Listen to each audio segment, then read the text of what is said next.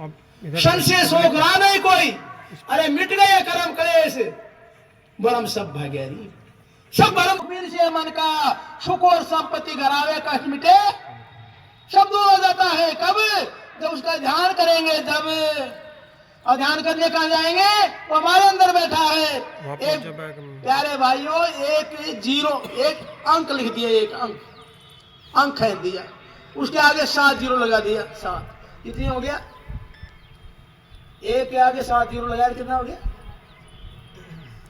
भूल गए, स्कूल में जाते पढ़ाने। 7 जीरो की कीमत, और उसको हटा दिया तो, और हमारी कीमत किसने बना रखी है, बोलो हमारी कीमत किसने बना रखी है, किसने बना रखी है हमारी कीमत, सुहास ने, एक ने बना रखी है ना, कह नहीं ये तुम हो, ये एक ने हमारी कीमत बना रखी है, और एक निकल गया तो हमारी कीमत है शून्य।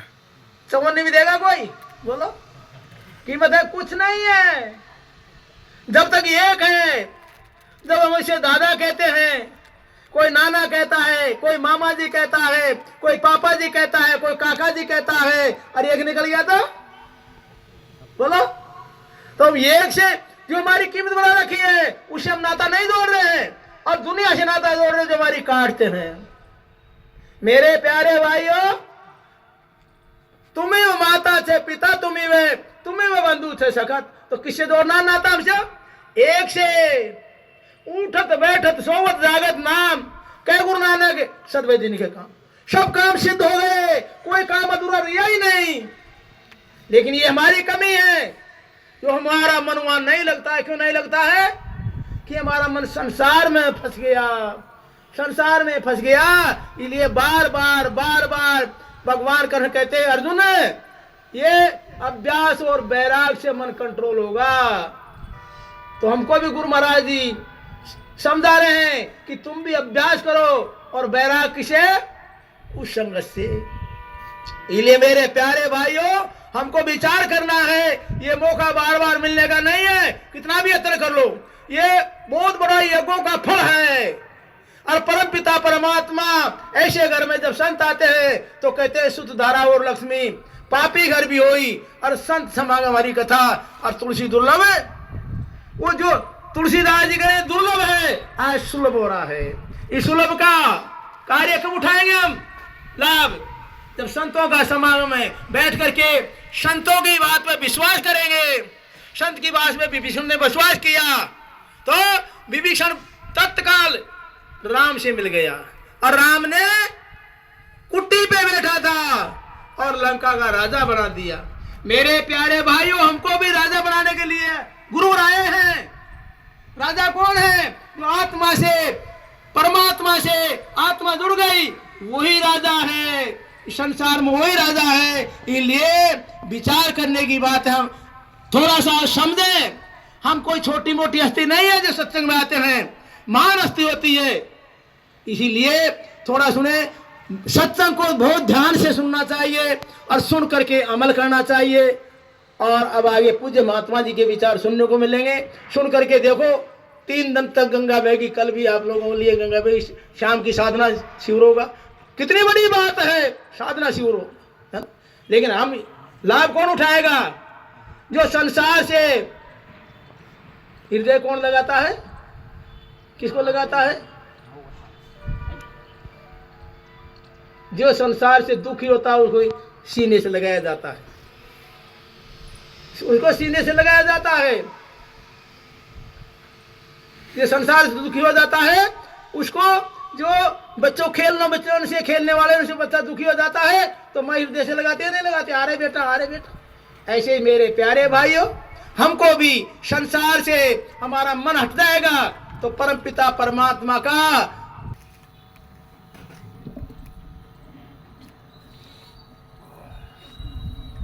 चल माता दिखाओ।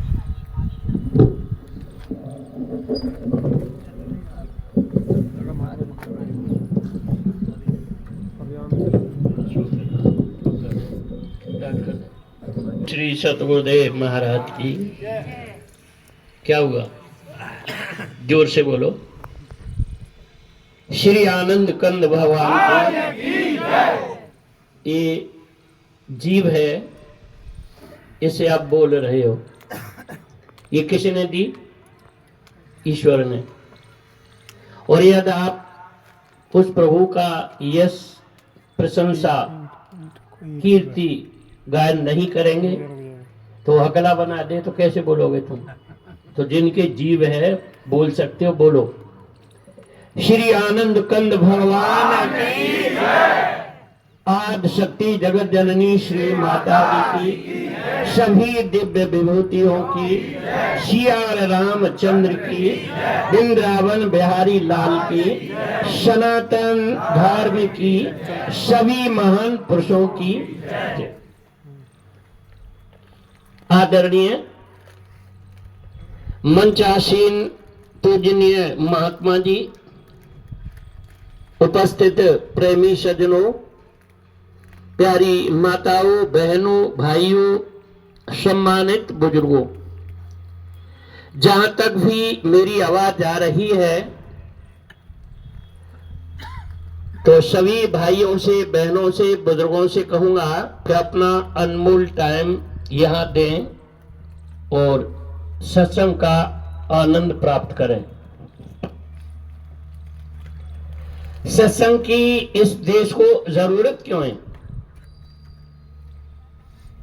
आप देख रहे हैं इस देश के अंदर पूजा पाठ, यज्ञ, जप तप, कथा, भागवत किससे खाते हो? अरे इंद्री से। मैं ये पूछ रहा हूं, मन ने कहा से आंख ने देखा, इसने आदेश दिया ही बता रहे, इंद्रिय द्वार झरोका नाना, बैठे देव करें स्थाना, आवत देखत विषय व्यारी, देत तुरंत कपाट। अब सेव को देखा, इस एक उदाहरण, अच्छी वस्तु को आपने देखा, आपके मन ने कहा इसका भोग करो, हाथ को आदेश दिया, पैसे निकाले, सेव खरीदा। अब सेव को आप हाथ से खाओगे कि मुंह से खाओगे? हाथ तो नहीं लगाओगे। अब सत्संग सुन लो तुम। हाँ। तो ये जो भी आपका इंद्रियों का कर्म है, ये क्या है? ये सिर्फ भोग है।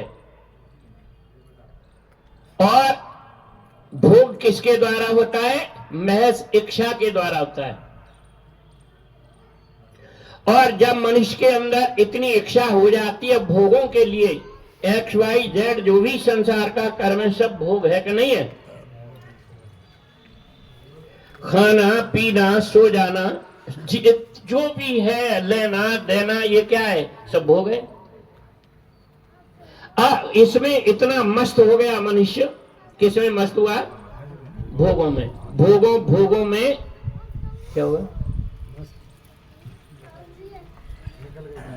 हाँ। इसी प्रकार से जब मनुष्य की इतनी इच्छा भोग में बढ़ जाती है तो मनुष्य क्या करता है?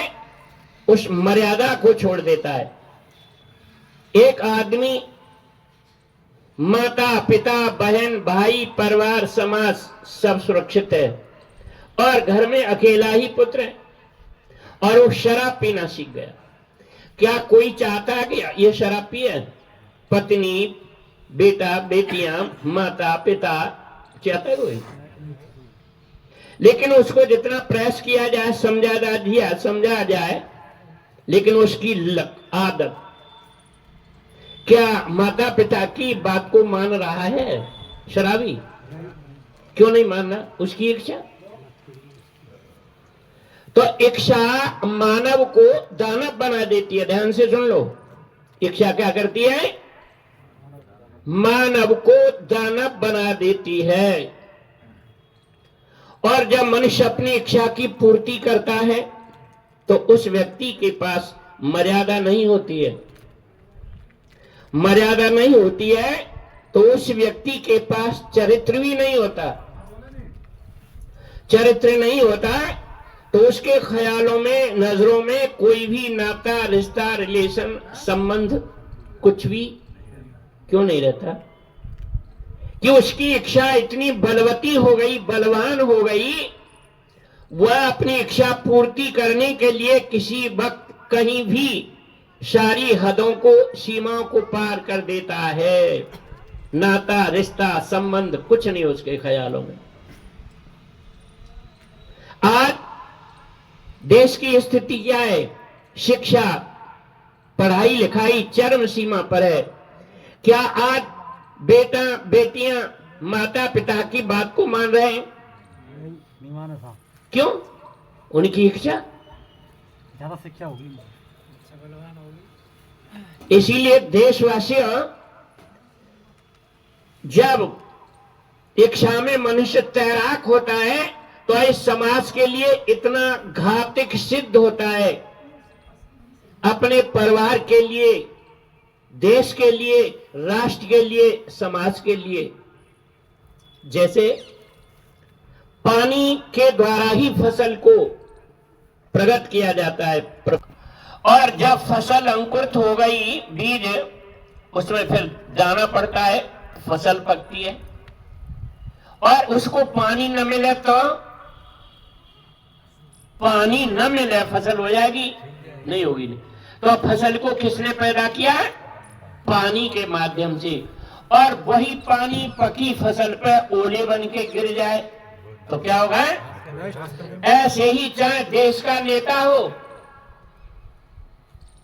चाहे देश का गुरु हो, साधु हो, मुखिया हो, इस राष्ट्र के लिए इच्छाधारी गुरु हो, तो इस समाज को समाप्त करने की क्षमता रखता है।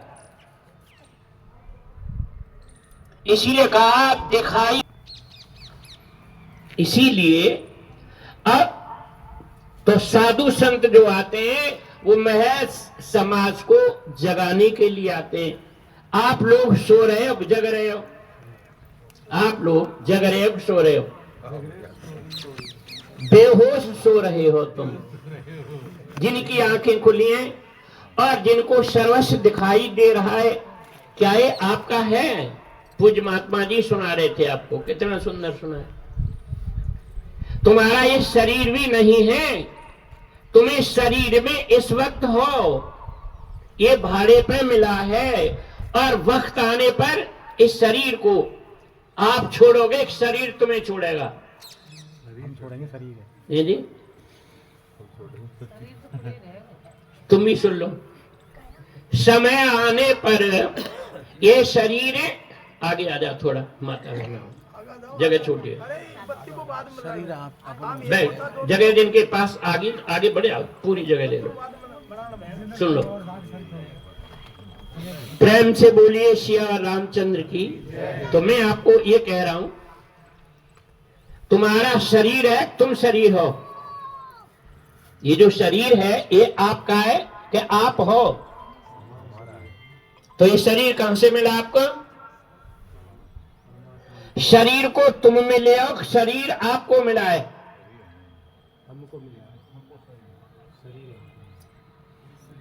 और कहां से मिला है? मां के पेट से। तुमको ये शरीर कहां से मिला? मां के पेट से। 9 महीने 7 दिन के अंदर ये तुम्हारा शरीर तैयार हो गया, तुम शरीर में बैठे हो। तो अब शरीर तुम्हें छोड़ेगा, तुम शरीर को छोड़ोगे? हम शरीर छोड़ेंगे। आप इस शरीर को छोड़ जाओगे और शरीर कहां पड़ा रहेगा? फिर कोई हिफाजत करेगा इसकी?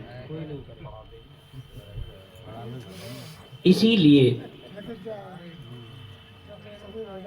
जो आपको शरीर मिला हुआ, जब ये शरीर तुम्हें साथ नहीं देगा, तुम शरीर के नहीं हो, शरीर का साथ नहीं दे सकते, तो संसार तुम्हारा है, तुम्हारे काम में आएगा संसार? शरीर नहीं आ रहा तो संसार, तो पैसा तो आएगा, बेटी बेटा आएंगे, ये समाज आएगा। स्वार्थ का साथी है सब। इसीलिए बड़ी सुंदर बात कही आपने।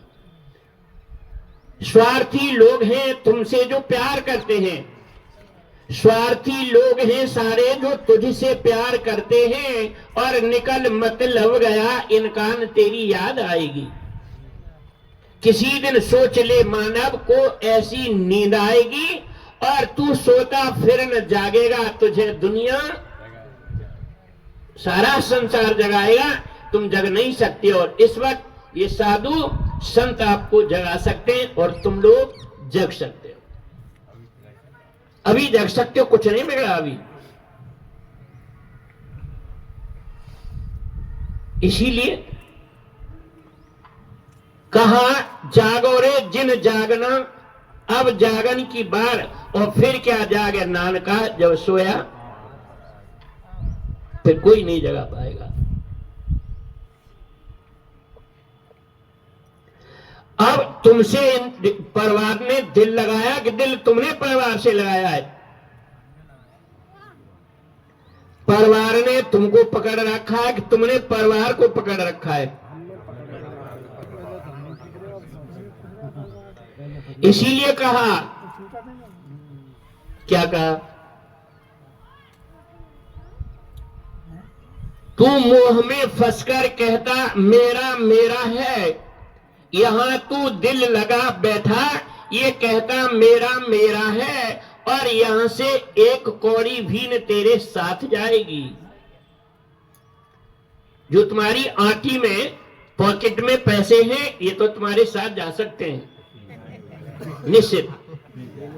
बैंक से के पैसा लेके आए, बैग भरा हुआ है, कुछ तुम्हारे जेबों में है, और तुम्हारा दरवाजे पे ठोकर लगी और सियाराम राम नाम का बैलेंस तो परिवार क्या करेगा? तो परिवार सारे पैसे को उठा के अंदर रखेगा, तुमको भीतर ले जाएगा कमरे में, फिर कहां रखेगा? दरवाजे पर फटी चादर बिछा के लिटा देगा, कुछ घंटे के बाद उठा के ले जाएगा, फूंक देगा। और जो आपकी बॉडी को स्पर्श करेगा उसको फिर स्नान आके करेगा। और जब रात हो गई, सब जने सो गए, तो घर घर के लॉक लगाएंगे, अटैची को निकालेंगे, तो सबसे पहले 5 लीटर गंगा जल में उन नोटों को धोएंगे। धोते हो? नहीं धोते ना तो दे छीटा दे, सुन ले ना दे ले, छीटा लगा रहा है लोग। पैर पवित्र है। चुपचाप गड्डी की गड्डी संभाल के सेफ में रख दो, पर तुम्हारे शरीर को छूके स्नान करना पड़ेगा, तुम इतने अपवित्र हो जाओगे। और तुम्हारा छुआ हुआ पैसा, मुर्दे से पैसा उठाया, इसको कोई नहीं धोता। फिर किस घमंड में हो तुम? तुम्हें घमंड किस बात का? भजन कर लो। इसीलिए ये साधु संत जगाने के लिए आए। बताया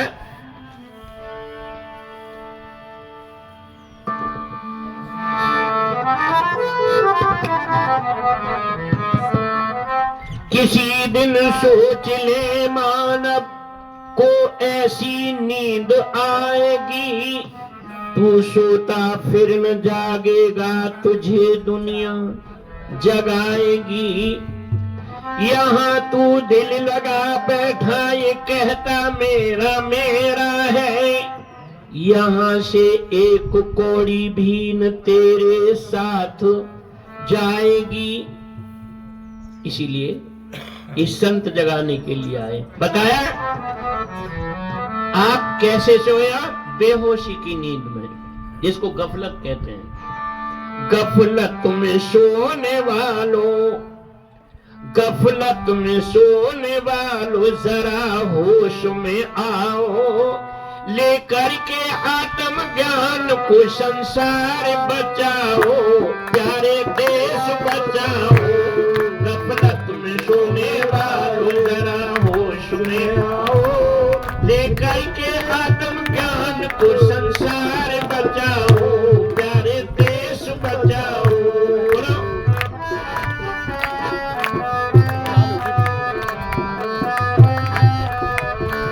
किस नींद में सोए हो सोना नहीं अच्छा, किस नींद में सोए हो सोना नहीं अच्छा, नफरत के बीज दिलों में बोना नहीं अच्छा, अजी बोना नहीं अच्छा।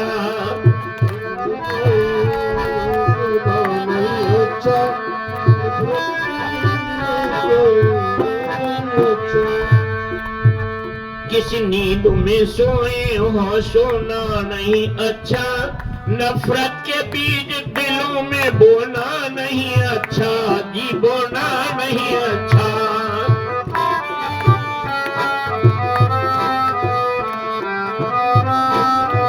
और फिर अच्छा क्या है? किस नींद में सोए हो, सोना नहीं अच्छा, और नफरत के बीज दिलों में बोना। फिर अच्छा क्या है? जो बढ़ रहा संसार, बढ़ रहा संसार में वो पाप मिटाओ, जो बढ़ रहा संसार में वो पाप मिटाओ, लेकर के आत्म ज्ञान को संसार बचाओ, प्यारे देश बचाओ, प्यारे को संसार बचाओ, प्यारे देश बचाओ। और ये देश कैसे बचेगा? भजन गाने का उद्देश्य नहीं हमारा, समझाने का है। देश कैसे बचेगा? ये जो आप छवि देख रहे हैं, ये श्री सदगुरुदेव सतपाल जी महाराज और श्री महाराज जी के सर के ऊपर जितनी कंट्री है, जितने देश हैं, 217 जो भी, सब देशों में आज भी पूरे विश्व के अंदर आज इसी ज्ञान का प्रचार हो रहा है। वो किसी भी वेशभूषे में महापुरुष आए हो, सतयुग में, त्रेता में, द्वापर में, कलयुग में, जब भी सबके चित्र महाराज जी के सर के ऊपर है। जिन्होंने मान पुरुषों में हर युग में ज्ञान दिया, इसी ज्ञान को आज श्री सदगुरुदेव सतपाल जी महाराज दे रहे हैं, और इसी ज्ञान से देश बचेगा। कहा, जो दे रहे हैं ज्ञान श्री गुरुदेव हमारे, दे रहे हैं ज्ञान श्री गुरुदेव हमारे, और मानव का कल्याण करे हंस दुलारे, प्यारे श्री हंस दुलारे, मानव का कल्याण करे हंस दुलारे, हंस दुलारे। और तुम्हारा क्या काम है? गुरु दे रहे संदेश, दे रहे संदेश, तुम घर घर में सुनाओ, जो दे रहे संदेश तुम घर घर में सुनाओ, लेकर के आत्म ज्ञान को संसार बचाओ, प्यारे देश बचाओ।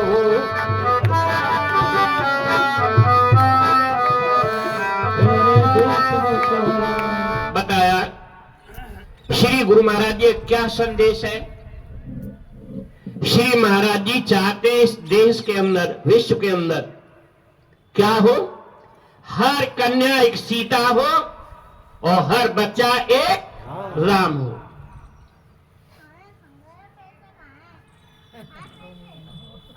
हर कन्या एक सीता हो, हर बच्चा एक राम हो। ये संभव कब होगा? इस ज्ञान से। कैसे होगा? कि आप भी माता कौशल्या की तरह और महाराज दशरथ की तरह इस ज्ञान से काम कर सकते हो, तो संतान भी सीता और राम जैसी हो सकती है। आप ज्ञान क्या दे रहे? हम छोटे से थे तो पढ़ते थे, एक छोटी सी किताब थी, कोई राम कहे, कोई कृष्ण कहे, कोई ओम को बड़ा बताते हैं, पर शब्द परा वाणी का है, सतगुरु ने भेद बताना है, और मन छोड़ दे झूठी दुनिया को, अब प्रेम नगर को जाना है। तो हमारी माँ थी, ये तुम क्या गाते हो बेटे? इसको क्या गाते हो तुम? वो क्या है? गीता छुपा के रख देते। क्योंकि सच्चाई क्या है, महापुरुषों का ज्ञान क्या है? थोड़ा भक्ति के बारे में समझ लो तुम। क्या इन ग्रंथों को पढ़ना भक्ति है?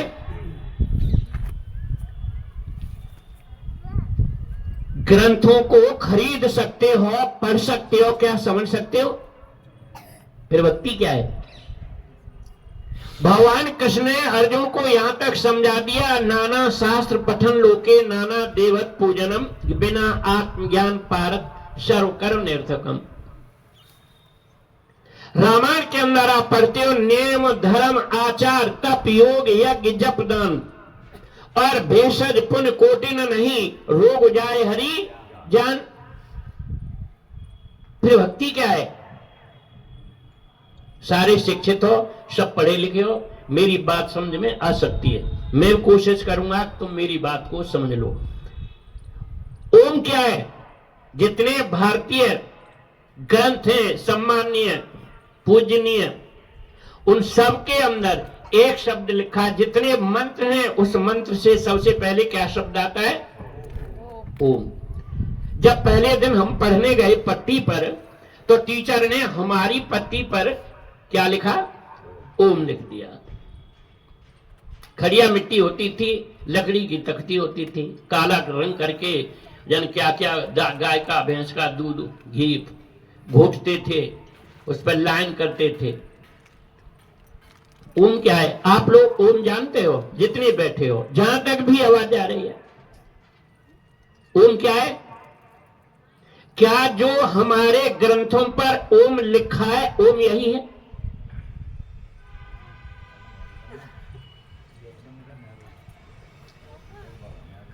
क्या ओम यही है?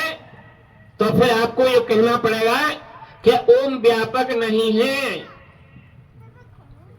जो ग्रंथों में आपने अपने मकान में एक प्लेट लगा दी, उस पर लिखा हुआ है ओम, या लिखा है या रसूलुल्लाह कलमा, क्या ये है? यार ओम है क्या? देखो, एक ब्राह्मण परिवार था, बहुत शिक्षित, वेद का विद्वान। तुम्हें तो वही वेद भी नहीं देखे होंगे, कुछ विद्यार्थियों ने, कुछ भक्तों ने, कुछ साधु संतों ने वेद भी नहीं देखे होंगे। एक वेद क्या होता है? शास्त्र किसे कहते हैं? शास्त्र कितना बड़ा होता है? कहना सीख गए 6 शास्त्र 4 वेद। अब बताओ, वेद जो है तुम्हारा वेद होता है, इतने बड़े उसके पन्ने होते हैं कि छोटी सी एक बैठने की चौकी होती है, उतने बड़े पन्ने होते हैं वेद के। कितने बड़े होते हैं? पूछो इनको, बात वेद की करें, वेद की।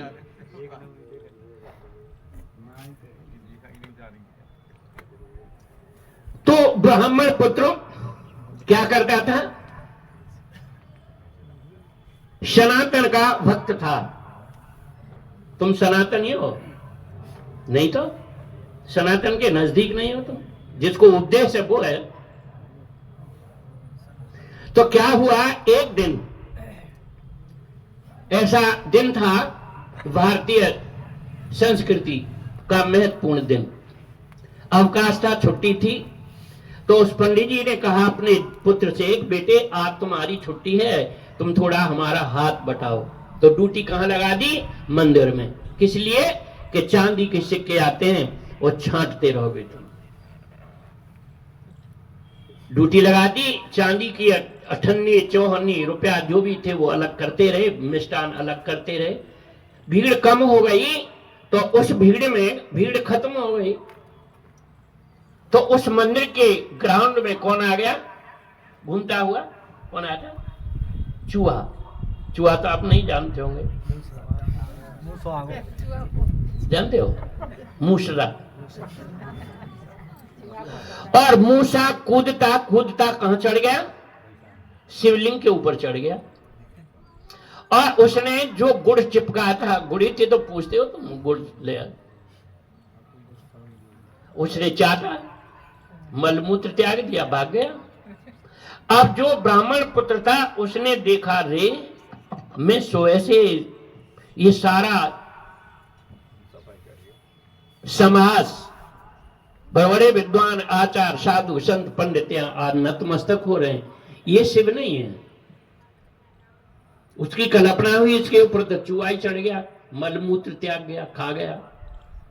अच्छा सुनो, आप शिव जानते हो? शिव किसे कहते हैं? शिव क्या है? पूर्ण ब्रह्म। शिव क्या है?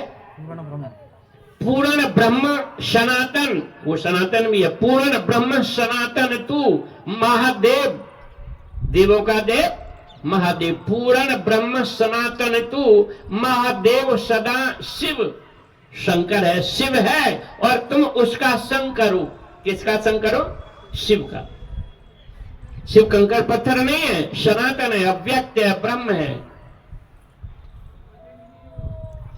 अभी तुम्हारी समझ कम आ रहा होगा, तुम पहाड़ के हो ना, तुम पहाड़ पे कागज पे आपने लिखा शिव। क्या लिखा? कागज पे लिख दिया शिव, और उसमें जो शिव लिखा उसकी ई की जो मात्रा है उसको आप हटा दो। क्या रह गया? जो ई की मात्रा लगाई उससे शिव का रूपांतरण किया गया, उस मात्रा को हटा दिया जाए तो क्या रह गया? तुम पढ़े लिखे हो सब। जब वो ई है, ईश्वर है, शिव है, तो तुम्हारे शरीर सक्रिय है, बॉडी सक्रिय है, और ईश्वर अंश जीव वह अंश निकल गया है तो आपका शरीर क्या हो गया? सब मुर्दा, लाश। अब बताओ, शिव आपके अंदर है कि बाहर है? आरती शिव की क्या गाते हो तुम? जय शिव। उसमें कुछ पंक्ति गाते हो, ब्रह्मा विष्णु सदा शिव, फिर क्या है जी? इसका अर्थ क्या करोगे? जानत अविवेका। इसका अर्थ क्या है? जिसको विवेक नहीं है, जो ब्रह्मा की, शिव की, विष्णु की पूजा कर रहे हैं वह अब नहीं विवेक माने ज्ञान, ये कर्म तो कर रहे हैं, इनको इसका ज्ञान नहीं है। जानत अविवेका। ब्रह्मा विष्णु सदा शिव जानत अविवेका। तो अविवेका का अर्थ होता है अमान्य नहीं, और विवेक माने ज्ञान। कर्म कर रहे हैं पर इनका ज्ञान नहीं। अब विचलित हो जाएंगे, सारा जीवन चला गया। तो उसके नीचे एक पंक्ति और है, उसे पढ़ लो फिर। उसमें क्या है? प्रण वाक्षर के मध्य ये तीनों एका। प्राण वाक्षर, जो प्राण है तुम्हारा, इसके अंदर अक्षर, अक्षर का अर्थ होता है आनई छरनाश, जिसका कभी नाश नहीं होता, वो क्या है? अक्षर ब्रह्म। वह तुम्हारे अंदर है, जिसको आप मरने के बाद बोलते हो राम नाम, वह नाम। ऐसे उस नाम को जानने के लिए जो सत्य है, और उस नाम से ही ब्रह्मा विष्णु इनका जन्म होता है। रामायण पढ़ते हो कि नहीं? सुनते हो? कथा सुनते हो? बस समझते हो? समझते हो? न्यू कर रही है। उसमें आता है उपजे जासु अंशते नाना शिव विरंच विष्णु, उसके अंश है ये। उस ब्रह्म से उपजे जासु अंशते नाना, और शिव विरंच विष्णु भगवान। देशवासियों, विद्वान बंधुओं, ऐसा शिव तुम्हारे शरीर के अंदर पूर्ण है, ब्रह्म है, सदा शिव है, अव्यक्त है, अक्षर है, अविनाशी है। और उस ब्राह्मण पुत्र के दिमाग में थोड़ा सा हलचल हुई और छोड़ के सारे पैसे टके रुपया माया सीधा घर चला गया। माँ ने कहा, रे बेटा क्यों आ गए? कि माँ मुझे नहीं बहाया और मैं चला आया। तो माँ की बड़ी ममता होती है, अरे बेटे आराम कर लो, अंदर भूखे हो तो कुछ खा पी लो। व्रत उसने भी किया था। कौन सा दिन था वो? शिवरात्रि। थोड़ी देर घूमते हुए, मंदिरों में भ्रमण करते हुए पंडित जी आए, पूछा, रे हमारा पुत्र कहां गया? पुत्र का क्या नाम था? तुम्हारे पास फोन है ना, इसमें देख लेना। उसका नाम था मूल शंकर। मूल शंकर कहां गया? तो और अन्य शास्त्री थे, आचार्य थे, उन्होंने कहा, सर वो तो घर चले गए। वो सुप्रीम विद्वान था। घर गए, पूछा पत्नी से कि मूलशंकर आया कि अंदर है।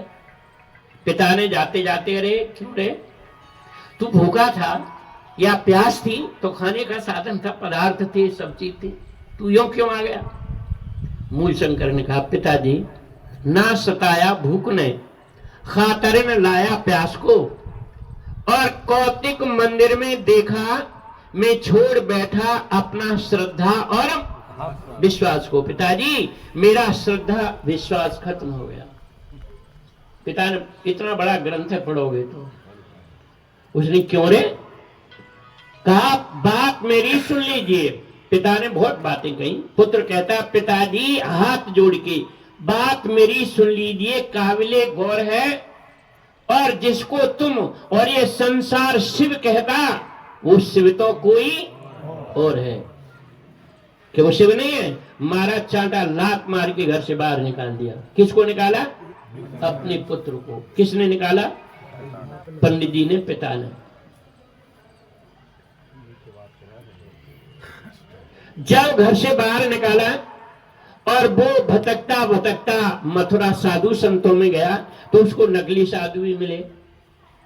अपना विचार रखा, जैसे प्यासा व्यक्ति कुएं के पास जाता है। तो उन्होंने कहा, भैया हम तो साधु पेट भरने के लिए हुए, हम कुछ नहीं जानते। मूड मुड़ाए भई सन्यासी, फिर क्या है?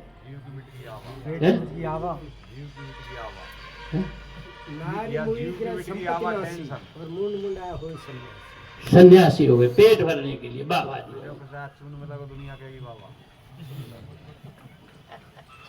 फिर क्या करें कि आप और आगे बढ़ जाओ, और श्रमण रेती के आसपास एक साधु महाराज रहते हैं, उनसे संपर्क करो। और वह उनके पास गए, तो उनका नाम क्या था? स्वामी ब्रजानंद। और कहा, स्वामी जी मैं ये जानना चाहता हूं, ओम क्या है, शिव क्या है, ज्यादा टाइम नहीं लूंगा तुम्हारा। तो स्वामी जी ने कहा, आप क्या करते हो? कौन हो? मैं ब्राह्मण परिवार से हूं और वेद का विद्यार्थी हूं। ओम क्या है? कि सबसे पहले जो वेद के आप विद्यार्थी हो और जाति में फंस गए हो, इस अहंकार रूपी ग्रंथों को सर से फेंक दो। पूछा, ये बताओ, इधर सीधे बैठ, इधर देखो। तो कहा, ओम क्या है? तो स्वामी जी समझाते हैं, पुत्रो समाज में 4 प्रकार की वाणी होती है, बैकरी, मध्यमा, प्रसंति, परा। 4 वाणी होती हैं और 4 स्थानों से उनको उच्चारण किया जाता है। बैकरी का संबंध होठों से है, मध्यमा का प्रसंति कंठ, प्रसंति, और बैकरी मध्यमा प्रसंति का हृदय से है, और परा नाभि में स्थान है इसका। हे पुत्र, और ओम का जो उच्चारण होता है 3 अक्षरों से, 3 वाणियों से होता है, आ, उ, म, ओम। हे पुत्र, इस ओम से बढ़कर वो क्या है? एक ओंकार। एक ओंकार। जैसे चित्रकार, चित्र बड़ा होता है कि चित्रकार बड़ा होता है? ये चित्र बड़ा होता है ना। ऐसे ही हे पुत्र, एक ओंकार, ये नाभि में जो पराशक्ति है, चेतन है, प्रकृति है, ये निकल जाए तो तुम ओम नहीं कह पाओगे पुत्र। वो तो बड़ा अटपटा लग रहा था। ओम क्या है, कहां है? तो गायत्री मंत्र आता है, आपसे कहता है ओम। हे पुत्र, ओम कहां है? तो यहां सिर्फ ओम का ही एक शब्द का विश्लेषण किया जा रहा है, जहां भी, और ध्यान से सुन लो। ओम का अर्थ होता है ओम भू, भू का अर्थ होता है पृथ्वी। ओम जो है ये पृथ्वी के अंदर भी है। हे पुत्र, आप 1 फीट 2 फीट कहीं जमीन खोदो तो उसमें चलता फिरता जीता जागता कीट पतंगा कीड़ा मिलेगा, ओम उसके भी प्राण चला रहा है। जैसे ओम जय जगदीश हरे, वो सबके प्राण चला रहा है। ओम भू भुव, भुव का अर्थ होता है हे पुत्र, न वो आकाश है न पृथ्वी है, जो अंतरिक्ष मध्य। ओम जो है इस अंतरिक्ष में भी व्यापक है।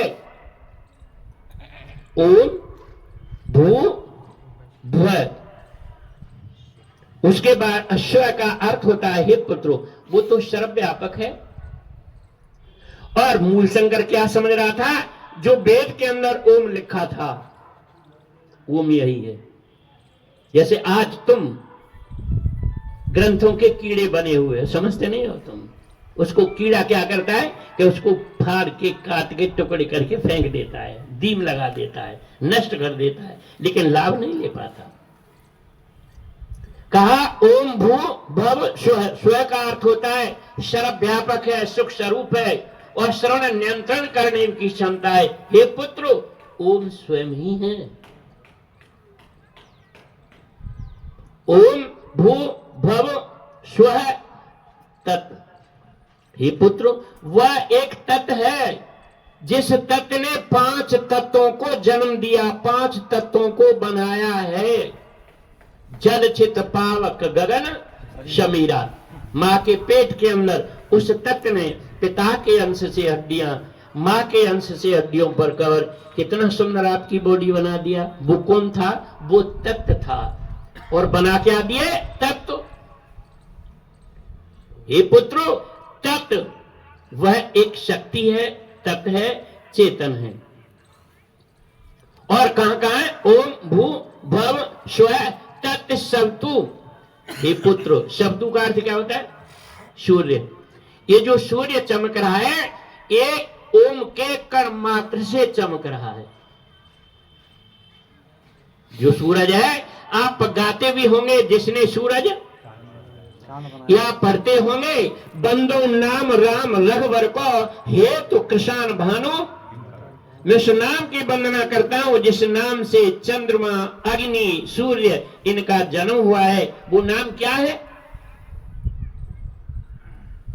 हे पुत्र, वह तत् सवितु सूर्य भी उस ओम के कारण चमक रहा है। सवितु वरेण्यम, हे पुत्रो, वो वाणी का विषय नहीं है, ये वर्ण शब्दों का विषय नहीं है। वो तो अक्षर में ही पढ़ रहा था, मूल शंकर तो ब्राह्मण था। वो क्या है? हे पुत्र, ये वर्ण करनी योग्य है। वर्ण का अर्थ क्या होता है? संस्कृत में ही है। वर्ण का अर्थ होता है, जैसे बेटी की शादी होती है तो बेटी को वरणी कहते हैं और बेटा को वर कहते हैं। और बेटी उस वर का क्या करती है? वर्ण करती है। वर्ण का अर्थ क्या है? उसकी शरणागत हो जाना, उसके समर्पित हो जाना, उसके अधीन हो जाना, उसके परतंत्र हो जाना। हे पुत्र, ओम वाणी का विषय नहीं है, ध्यान से सुन लो, जहां तक भी आवाज जा रही है। ओम वाणी का विषय नहीं है पुत्र, अवर्णीय है, अव्यक्त है, अक्षर है, सनातन है, ब्रह्म है। अब मूल शंकर खो गया। गुरुदेव के वचनों में लय हो गया। क्या बताया? ओम भू भव स्व तत् सवितु वरेण्यम।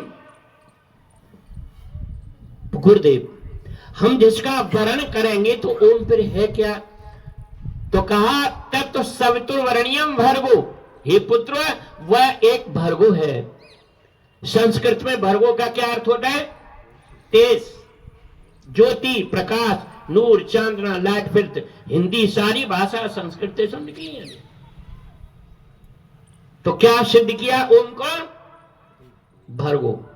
हे पुत्र, ओम एक प्रकाश है, ज्योति है। मेरे विद्वान बंधु, आप सोचिए, क्या प्रकाश का ज्ञान अनुभव जीव से करेंगे आप? क्या ओम जीव से बोलने का विषय है?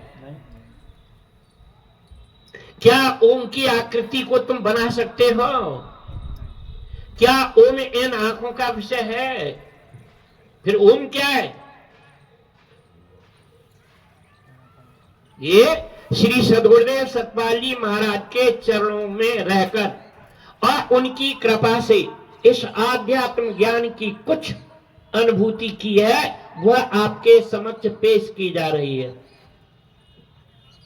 ओम क्या है? ओम भू भव स्वः तत् सवितु वरेण्यं भर्गो देवस धीमहि धियो न। हे पुत्र, समस्त संसार के अंदर बुद्धि को देने वाला ओम प्रकाश है। ये धीमहि धियो न, जो अपने हृदय में जानकर इसका ध्यान करता है, ये माने जो देख कर ध्यान करता है, उसके जीवन में प्रचोदयात यानी परिवर्तन होता है, लाभदायक है। तुम गाते हो जो ध्यावे फल पावे दुख बिन से मन का। तो उस ध्यान करने के लिए तो इस ओम को, अभी मंत्र पूरा नहीं है, सिर्फ ओम को मूल शंकर ने अपने प्राण के अंदर स्वामी जी के चरणों की कृपा से प्रवेश कर गया, अंदर घुस गया और प्रणहोपासना, जैस प्राण की उपासना की, मंथन किया तो बताया जिम दूध के मथन से और मिलता है घी अतन से, तिम ध्यान की लगन से पर ब्रह्म लो निहारा। तब उस ब्रह्म को साक्षात्कार किया, रिसर्च किया, खोज किया। स्वामी जी बड़े प्रसन्न हुए, कहा मूल शंकर, अब मैं तुम्हारा नामकरण संस्कार करूंगा। हे पुत्रो, मैं आपसे बड़ा प्रसन्न हूं, मैं तुम्हारा ये नाम चेंज करना चाहता हूं। चरणों में सर झुका दिया, प्रेम के आंसू आंखों से झलकने लगे। जैसा गुरुदेव, तो क्या नाम रखा? ऋषि दयानंद सरस्वती। जो मूलशंकर था, ऐसे उस ऋषि के चरणों में कोट कोट वंदन प्रणाम। क्या नाम रखा? ऋषि। ऋषि शब्द लगाया, तत्व सवितुर्वरेण्यं भर्गो, उस तत्व का रिसर्च किया, खोज किया, अपने प्राण के अंदर जाना। और इस माई के लाल ने, भारत के लाल ने, जो अज्ञानता थी, कुरीतियां थी, उनको समाप्त किया और इस देश को इस स्थान पर ले जाके खड़ा कर दिया। एक अपना अनुभव, एक ग्रंथ लिखा। ग्रंथ का क्या नाम है? सत्यार्थ प्रकाश। सत्य क्या है? यथार्थ में एक प्रकाश है। देशवासियों, ये रूढ़ावादी बातों को छोड़ो और उस सच्चाई को समझो, जिससे मिश्री कहने से तुम्हारा मुंह मीठा हो जाएगा। थोड़ा सा होगा, ज्यादा नहीं होगा, होगा तो जरूर, पर कम होगा थोड़ा। ठीक है ना? कैसे तोता से तुम गर्दन हिला रहे हो? देने से नहीं होगा, चखने से होगा। कब चखोगे? आप चख रहे हो? इसीलिए एक बात, ये ज्ञान कैसे स्वैलित होता है, महात्मा जी ने सीधी भाषा में बहुत अच्छी तरीके से समझा रहे थे। हवा चल रही है और ज्योति को सुरक्षित रखने के लिए आपने क्या लगाया? एक कवर ढक दिया, इसमें सुराख हो रहा, ऑक्सीजन, ये ऑक्सीजन नहीं जाएगी तो बुझ भी जाएगा ये, और ज्योति सुरक्षित है। ऐसे ही तुम्हारी इंद्रियों के जो छिद्र हैं, इनमें माया का इन्फेक्शन, माया का प्रभाव जा रहा है, तो ये ज्योति भी तुम्हारे अंदर है, बुझी हुई है। उपदेश ही कितने? हाथ उठाना। जिनको उपदेश है उनको उपदेश है, सब हाथ उठा दो जिनको उपदेश है। वो तेरे को उपदेश हो गया? धन्यवाद। तेरे को? अब क्या हुआ? गुरु महाराज क्या करते हैं? तुम कौन हो, कैसे हो? तो जब आपको उपदेश नहीं था तो तुम प्रेमी थे। कोई खैनी खा रहा है, कोई जन क्या क्या चबा रहा है, कोई क्या कर रहा है, जन क्या गिलास तोड़ रहे हो, कहीं कुल्लड़ है गिलास में। क्या हुआ? ऐसे संत आए पहाड़ों से उतर के, चढ़ के और सत्संग सुनाया और तुमको हिला दिया थोड़ा, क्या जी ज्ञान दो, कि भाई ऐसे ज्ञान नहीं, पहले सत्संग सुनो, सत्संग सुन लिया, निर्णय हुआ कि यार इस ज्ञान को तो समझना पड़ेगा, सही बात है ये, कि भाई या नहीं, चलो गुरु महाराज क्या प्रोग्राम हो रहा है, आप लोग अपना काम छोड़ के चले गए। उपदेश हुआ, उपदेश की लाइन में लगे, अंदर प्रवेश हो गया, संत महात्मा ने आपको समझाया, तो क्या आप प्रेमी थे उस वक्त तक? नहीं प्रेमी थे, नहीं थे। कौन थे? केवल जिज्ञासु थे। और जब उसमें घुस गए ग्राउंड में अंदर उपदेश कक्ष में, तो पूज्य महात्मा जी बाई जी ने आपको सत्संग सुनाया और आपका फार्म भरा गया और श्री महाराज जी की छवि थी। आपसे कहा कैसे आए उपदेश के लिए, तो भैया कुछ शर्त होती है, बोलो। महात्मा जी ने बोला, क्या बोला? आपने फूल प्रसाद सेवा रखी, हाथ पर आंख बंद की, महाराज जी की छवि को प्रणाम किया, बोला हे श्री गुरु महाराज जी, आज से मेरा तन मन और क्या धन आपके श्री चरणों में समर्पित है। आपने तन मन धन श्री गुरु महाराज जी के चरणों में समर्पित कर दिया, तुम्हारे पास क्या रह गया? कुछ रहा? कुछ भी नहीं है ना। तुम्हारा अस्तित्व खत्म हो गया, तन चला गया, मन चला गया, धन चला गया, मन के लार शरीर। फिर दूसरे शब्द बोले, आप हमको नामदान दीजिए, आप हमको नाम दान दीजिए। हम आपके बताए हुए ज्ञान को कभी किसी से नहीं कहेंगे, आपका आदेश होगा, हमें पालन करो। बहुत सारी बातें संकल्प कराए, उपदेश हो गया। उपदेश होने के बाद महात्मा श्री जी ने कहा कि महाराज जी दर्शन दे रहे हैं, आप जाइए और वहां ऐसे कर दोगे, ऐसे हाथ उठाओगे, महाराज जी देख लेंगे ये कहां हाथ से कर, महाराज जी फूंक लगा देंगे। सौभाग्य आपका।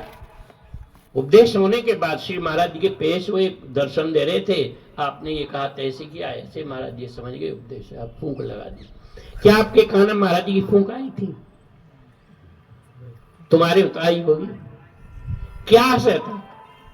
श्री महाराज ने कहा सुन, ये जो तेरे फूंक मारी है ना, ये बाहर की फूंक है, तेरे कान तक जा रही है, इसका आशय क्या है?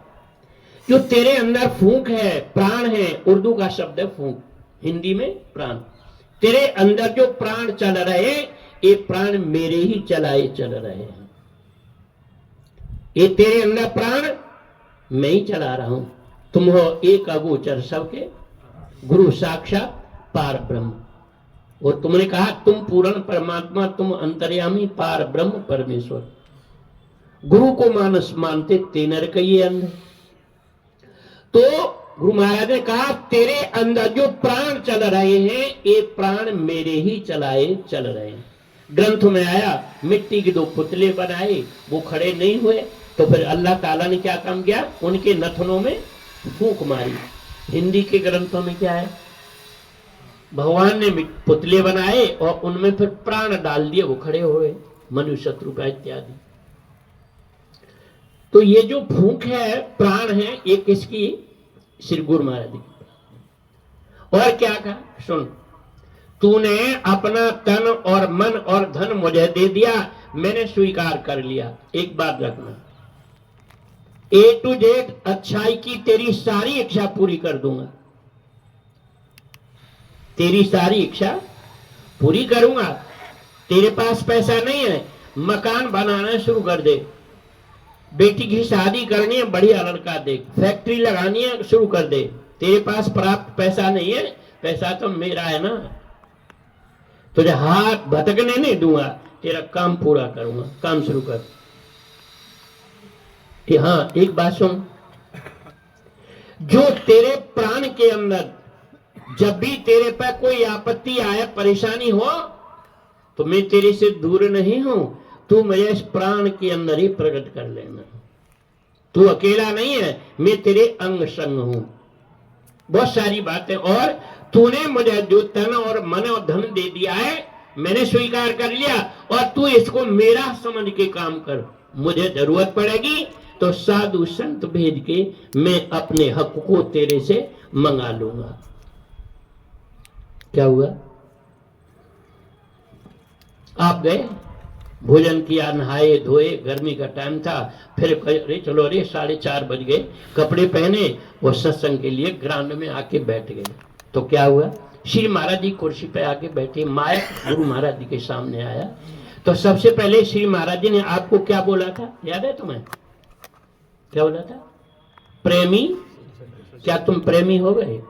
क्या तुम प्रेमी थे उस वक्त? प्रेमी थे? फिर भी संतोष नहीं हुआ महाराज को, क्योंकि मेरे वंश के हैं, हंस वंश। फिर एक शब्द और बोला, प्रेमी और सज्जन हो। क्या तुम सज्जन हो? क्या झूठ लफंडरगिरी क्या तुमने छोड़ दी?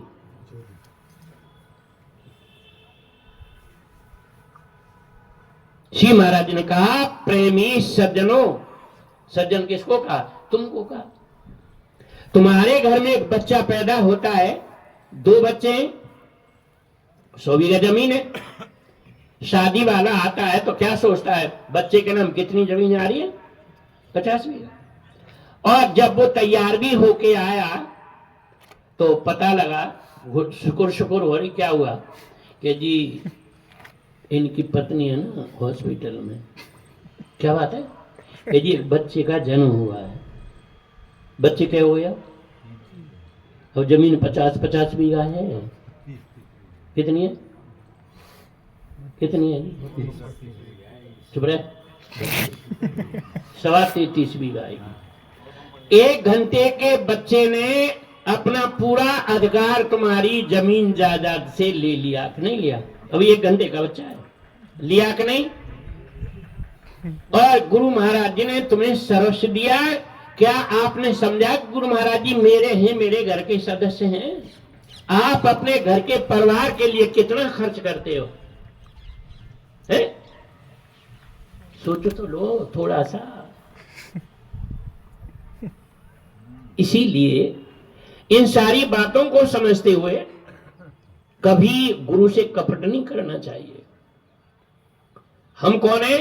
हम आपके उपदेश दिया, हम गुरु नहीं है तुम्हारे। हम कौन है? मित्र हैं तुम्हारे, गुरु भाई हैं, गुरु बहन है। हम कोई गुरु नहीं है। ज्ञान तो श्री गुरु महाराज जी का दिया, इनके आदेश से दिया। इन्होंने आदेश दिया हमको, इनको इन्होंने उपदेश कर दिया। तो ये कौन है तुम्हारे? गुरु भाई। मित्र कहें, गुरु भाई कहें। एक छोटी सी बात कभी भी ध्यान रखना, गुरु से कपट और क्या है कभी नहीं करनी चाहिए। तुम कर रहे हो कि नहीं? होश में आ जाओ। पत्ता टूट जाता है डाली से, फिर जुड़ता नहीं है। अभी कुछ नहीं बिगड़ा। एक छोटी सी एक सुनो, तुम सज धज के ऐसे लगते हो कि मेहमान सिंह हो क्या तुम? हैं? गुरु दरबार में सेवा होती है, सेवा की जाती है। गुरु महाराज ने क्या कहा? क्या तेरे पास कुछ नहीं है, तू काम शुरू कर दे, मैं कर दूंगा, चिंता न करे, मेरा है ना तू। क्या तुम्हारी इसमें बात आ रही समझ? एक दिन क्या हुआ, गुरु दरबार था तो गुरु माता ने कहा, ए कृष्ण, लड़के खड़ा हो। खड़ा हो गया। कृष्ण, हाँ माँ जी, जाओ, बारिश हो गई है, सूखी लकड़ी नहीं है, जंगल से लकड़ी लेके आओ। उनका साथी कौन था? क्या नाम? सुदामा। हे सुदामा, तू ही जा। और सुदामा को लगा कि कृष्ण एक ही आवाज में खड़े हो गए, गेट से बाहर हो गए। और सुदामा ने कहा, अरे ये पट्टा मैं ही दिखाई दे रहा हूं इसको, माता को, ये सारी भीड़ बैठी है। तो उसको क्रोध हो गया। किसको? सुदामा। मानी सुदामा, सुना नहीं तूने, खड़ा हो। और क्रोध चढ़ गया। इधर ले, ये मुट्ठी चना ले जा, एक कृष्ण के लिए, और ले ये मुट्ठी तेरे लिए। कितने दिए थे? 2 मुट्ठे। दोनों को। एक को दिए कि दोनों को? उस क्रोध ने, उसकी चित्तवृत्ति ने रोध से को ग्राम भाषा कुलीन सेवा को जन्म, इतनी उसकी वेश को बिगाड़ दिया। जंगल में गया, बोल रहे, पेड़ के नीचे गया, चले ऊपर चढ़, किसको कहा? कृष्ण भगवान वो को। चढ़ गया, वो चढ़ गया और वो खा रहा है। क्या खा रहा है? चने। और कृष्ण ने कहा भैया कुछ माता जी ने प्रसाद दिया था क्या? कि चुप रहे कि भैया ऐसा लग रहा है तुम कुछ खा रहे हो, दांत बज रहे, क्या उसमें लकड़ी काट, वो सूखी वहां काट, सर्दी में बज रहे। कि ठंड से बज रहे। माता से भी कपट किया और मित्र से भी चोरी की। परिणाम क्या हुआ? सारा जीवन चला गया, पेट भर के रोटी नहीं मिली। तुम क्या कर रहे हो? या गुरु महाराज से संकल्प प्रतिज्ञा की आपने, क्या पूर्ण तरीके से कर रहे हो? इसीलिए कहा गुरु से कपट, मित्र से चोरी कभी नहीं करनी चाहिए। सारा जीवन निकल गया पति पत्नी का भीख मांगते मांगते। एक दिन पंडितानी ने कहा पंडित जी, हे ब्राह्मण, ये बताओ तुमने कभी झूठ तो नहीं बोला? सुदामा ने कहा हे पंडितानी, किसी से कपट तो नहीं किया? कि किया है। किससे? बचपन की बात, एक दिन गुरु माता ने ऐसे ऐसे कहा था और तो मैंने उनसे भी कपट किया, चोरी की। और मित्र मेरा सुदामा था, वो कृष्ण था, उसको भी मैंने नहीं बताया। क्या था? वो सारा वृतांत दोहरा दिया। बानी की ब्राह्मणी थी वो, यानी ऐसे उद्धार नहीं होगा। देखो हम तुम दोनों भीख मांगते हैं, पेट भर के रोटी नहीं मिलती। एक झोंपड़ी छाने के लिए हम तुम इतने प्राप्त नहीं है कि झोंपड़ी भी छा लें, टूटी तवाए जैसे रोटी बनाते हैं, छेद हो गया, रोटी जल जाती है। तुम्हारे पास प्राप्त कपड़े नहीं है, मैं कैसे झोंपड़ी में टाइम पास कर रहे हैं? वो समझ गई तो एक पड़ोसन के घर गई, बहन कुछ हमको दे सकती हो? तो गरीबी में मदद भी करते हैं, ऐसी बात नहीं। उसने कहा बहन मेरे पास ज्यादा तो कुछ नहीं है और तू ये ले जा। क्या दिया था? थोड़े चावल दे दिए। कितने मुट्ठी दिए? 3 मुट्ठी। और उसने फटे हुए कपड़े में पति की बांध के कि पति देव प्रार्थना करती हूं, इनको यहां ऐसे लगा ले और तुम चले जाओ। चले गए और दरवाजे पे गए और जो मानव सेवा दल के थे, रक्षक गेट के, बड़े कड़े मिजाज के थे और कि भैया चले जाने को नहीं, अंदर नहीं जाने। भैया महाराज जी ने कि नहीं पीछे हटो, तो तुम भी सुधर जाओ थोड़ा, मानव सेवा दल के। क्या हुआ? बानी भैया तू ये जाके कह दे कि सुदामा आया है और वो याद कर रहा है तेरी। और जब गेट कीपर ने जाके कहा भगवान कृष्ण से कि प्रभु एक ऐसी स्थिति है उसकी, वस्त्र नहीं है, ये कंडीशन है, और ये कह रहा है कि वो सुदामा नाम बता रहा है। सुदामा नाम कान में पड़ा। कृष्ण खड़े हुए, दौड़ के आए। कहाँ आए? सुदामा के पास। और कहा देख सुदामा की दीन दशा, करुणा करके करुणा निधि रोए, और पानी परात को हाथ छोड़ नैन के जल सूपक धोए। क्या तुम्हारी श्रद्धा गुरु महाराज में है? इस बुराई की पोटली सर पर रख के जा रहे हो? भैया कुछ भाभी ने हमको भेजा है तो तंग दस्ती। उसने कहा कुछ नहीं। कृष्ण ने देखा जी अब भी बाजी हार जाएगा, झटका लगाया और बगल से निकाल लिया, गांठ खोली, खाने लगा। कितना खाया? 1 मुट्ठी लिया था और 1 मुट्ठी किसका ले लिया? प्याज का। 2 मुट्ठी खाए। परिणाम क्या है? जाके आप देखिए भारत के अंदर सुदामापुरी जैसा आपको कोई अभी तक मेरी समझ तो बिल्डिंग है नहीं। कहाँ है? पोरबंदर सुदामापुरी नाम से बन रही है। और वहां से जब सुदामा आया तो कंफर्म नहीं कर पाया कि महल किसके हैं। तो मैं आपको समझा रहा हूं, झूठ के पुतले मत बनो। जो संकल्प किया है तो ये आपके हित में बहुत सुंदर वक्त है आपके लिए।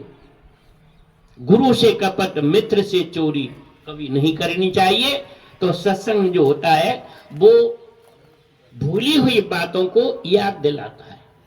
ठीक है, तो कल का भी प्रोग्राम होगा और कल टाइम यही है 1 बजे से 3 बजे तक। 3 बजे कृत आरती कर देंगे। तो आपका कृषि का कार्य है, पशुओं के लिए चारा है, दूध है, बहुत कुछ नैतिक जिम्मेवारी बहनों की भी, पुरुषों भाइयों की भी है। तो आप टाइम से अपने काम को करो। तो ये सत्संग 1 बजे शुरू होगा कल और 3 बजे आरती कर देंगे। ठीक है, अब कोई सूचना है तो आप देख सकते हो इसका सत्संग। हाँ, एक खुशखबरी ये है, ठीक है, ठीक, एक खुशखबरी ये है सबके लिए कि नई साल में 3 दिन का प्रोग्राम एक स्थान पर हुआ। जो सत्यनारायण या जगदीश भाई, इनके जो भाई हैं, दिनेश, खड़ा हो जा, हाथ जोड़ के माफी कर ले, नोटा दे दे सब हैं। 3 दिन का प्रोग्राम इनके यहाँ होगा, 2, 3 और 4 जनवरी 2025 नई साल का। तो आप ज्यादा से ज्यादा सभी आएंगे और 3 दिन का प्रोग्राम बड़े प्यार से आप सुनेंगे। और हाँ, बजाओ, स्वागत करो, सम्मान। और सबसे पहले हम धन्यवाद सत्यनारायण जी को देना चाहते हैं। इन्होंने ये 3 दिन का प्रोग्राम अपनी मेहनत की कमाई का पैसा इस समाज की भलाई के लिए, देश राष्ट्र की भलाई के लिए लगाया। तो सबसे पहले इन परिवार के माता पिता बुजुर्गों के नाम से ताली लगाओ, स्वागत सम्मान करो सभी कि सम्मान के अधिकारी। और आपसे हम यही कहेंगे कि आप अपने बच्चों को लाड करो, अच्छा खिलाओ, अच्छा पहनाओ, लेकिन फोन से प्यार कम कराओ। ये फोन नाश की निशानी है। ये आपकी बच्चियां और बच्चे कुछ दिन के बाद आपको देखना पसंद नहीं करेंगे, सिर्फ फोन को देखेंगे, फोन के हो जाएंगे। और तुम्हारी गर्दन झुकाने में 1 सेकंड का काम होगा इनका। इसीलिए इस पर भी थोड़ा संयम बरतें। मेरी बात समझ में आ रही है? और जिस परिवार में जिस काबिल बच्चे हैं, जिनको उपदेश होना चाहिए, ज्ञान होना चाहिए, तो ये ज्ञान नहीं जो पढ़ रहे हो तुम। ऐसे किताब पढ़ के, रामायण गीता भागवत पढ़ के भक्ति हो जाती तो फिर सदगुरु की जरूरत नहीं होती, साधु संतों की जरूरत नहीं होती। ये तो फिर तुम घर पढ़ लो। इसीलिए हुआ कहा, क्या हुआ वेदों को पढ़ के मर्म कुछ जाना नहीं, आत्मा जाने बिना ज्ञानी तो कहलाता नहीं। मास्टर बनना चाहते हो तो तुम किताब पढ़ लो, मास्टर बन जाओगे। किसी भी स्कूल में खड़े हो जाओ, क्या है भाई कि मैं मास्टर हूं, कहेगा मास्टर तुमको? कहेगा नहीं कहेगा। और तुम कहो जी मास्टर हूं, तो क्या हुआ तुम्हारा? होगा क्या? इसीलिए भारत सरकार आपको प्रमाण पत्र देती है कि ये अध्यापक हैं, ये मास्टर हैं। ऐसे ही सदगुरु भी भक्ति का ज्ञान देता है, परिचय देता है, तभी भक्ति होती है। इसीलिए कह दिया कि गुरुबिन भवनिध तरैन कोई, और जो बिरंच संकर्षम हुई। तो इस ज्ञान को समझाओ और बच्चे उपदेश काबिल हैं, उनको उपदेश कराओ। तो ज्यादा न कहते हुए मैं अपने विचारों को विश्राम दूंगा और खुशखबरी आपको सुनाई कि नई साल में 3 दिन का आपको प्रोग्राम मिलेगा। प्रेम से बोलिए श्री सतगुरुदेव महाराज की। अब आरती होगी, प्रसाद बटेगा।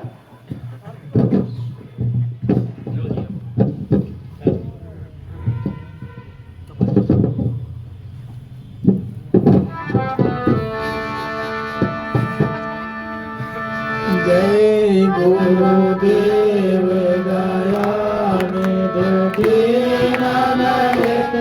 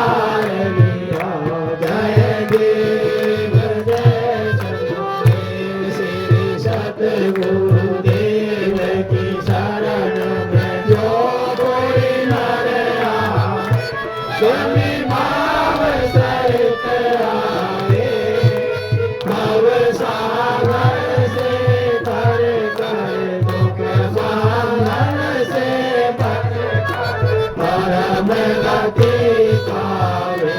जय वीर जय सद्गुरुदेव, जय गुरुदेव दयानि दीनन हितकारी, स्वामी भातन सुखकारी।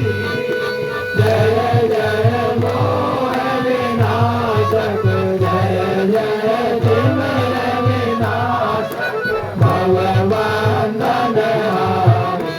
जय देव जय सद्गुरुदेव। तुमेव माता च पिता तुमेव, त्वमेव बन्धो च सखा त्वमेव विद्या त्वमेव सर्वं मम देव, त्वमेव सर्वं ममेव देव, त्वमेव सर्वं मम देव। भक्ति दान मोहे दीजिए गुरुदेवन के दे, और नहीं कछु चाहिए निज दिल चरणन से, बार बार बर मांगो